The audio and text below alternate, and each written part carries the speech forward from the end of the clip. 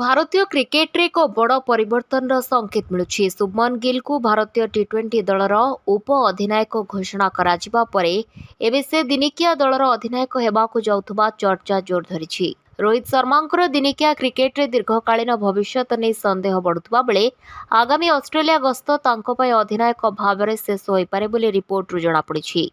2027 दिनिकिया विश्वकप को दृष्टि रखी भारतीय क्रिकेट नियंत्रण बोर्ड तथा बीसीसीआई नुआ अधिनायक को प्रस्तुत करने को चाहूँगी।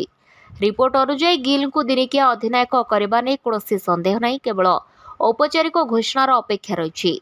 वर्तमान अधिनायक रोहित शर्मा 50 ओवर फर्माट रे खेल जारी रखा और 2027 विश्वकप जितवा इच्छुक, किंतु यह निष्पत्ति संपूर्ण तांको हाथ में नहीं। ऑस्ट्रेलिया गस्त पर प्रस्तुति चलता बेले रोहित उच्च मानर प्रदर्शन ही तांको भविष्यत निष्पत्ति रे प्रभाव पकाई पारे। तेबे 2027 विश्वकप पर्यंत भारतर दिनिकिया मैच सीमित थिबारु रोहित और विराट कोहली पूर्वपरी फॉर्म बजाय रखा एक चैलेंज हेबो। गिल वर्तमान टेस्ट दलर नेतृत्व नेउछंती और टी20 रे अक्षर पटेल को बदलाई उप अधिनायक होइछंती।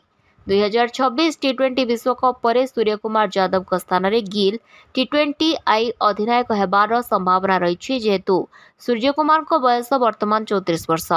भारतीय क्रिकेट रे एक अधिनायक समस्त फॉर्माट पर इतिपूर्व सफल होइछि और बीसीसीआई यहाकू जारी रखिबाकू चाहूछि। 2027 विश्वकप समय रोहित को बयस 40 हेबो। केवल गोटे फॉर्माट रे सक्रिय रही शीर्ष फॉर्म और फिटनेस बजाय रखिबा तांको पई कठिन हेबो।